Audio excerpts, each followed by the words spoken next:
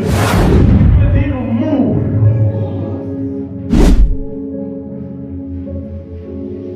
Je sens que tu n'as pas bien bougé ton voisin. Est-ce que tu peux lui dire move? Maintenant, regarde ce que dit le livre de Actes 17, 28.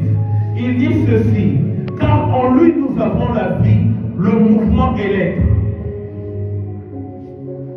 On dit qu'en Jésus, nous avons la vie, le mouvement et l'être.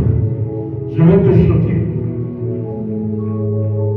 Lorsque tu acceptes Jésus-Christ comme Seigneur et Sauveur, et que tu lui vois dans la tempête en train de marcher sur les eaux, amen, et que tout le monde te dit, regarde, c'est Jésus, mais que toi, dans ton cœur, tu as tellement la foi, et que Jésus te dit, Pierre, viens, tu peux marcher sur les eaux.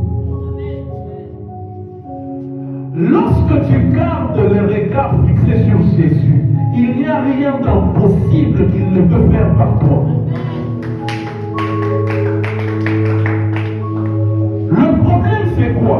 C'est que le diable a tellement travaillé à nous faire peur, à nous dire que si on fait ça, il y aura un combat et Goya. Qu'on a maintenant plus peur du diable que plus confiance en Dieu. Le diable n'est rien. Pourquoi je dis qu'il n'est rien? Parce que le caractère avant l'a révélé. La parole de Dieu dit que Élisée dit à son serviteur, ne crains rien. Ceux qui sont avec nous sont plus que ceux qui sont avec eux. Nous avons tellement conscience de la présence du diable qu'on sait facilement dire que ça c'est un chat, c'est un sorcier. Que de dire que ça c'est un pigeon, c'est un ange. Un jour, il y a des pigeons qui sont venus chanter à notre fenêtre. Et j'étais distrait. Le Seigneur me dit, ah, mais j'ai pas envoyé des anges. Mais si c'était un chat.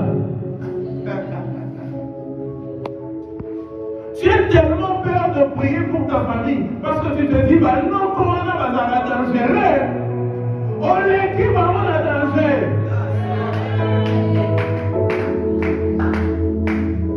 Le chrétien est cette personne qui a l'autorité plus que n'importe quelle religion. Lorsque tu acceptes Jésus-Christ comme Seigneur et Sauveur, il te donne la capacité en lui d'opérer des mouvements. Tu peux arriver dans la famille et te dire, ah, mais ici pourquoi il y a que des stériles? Allez.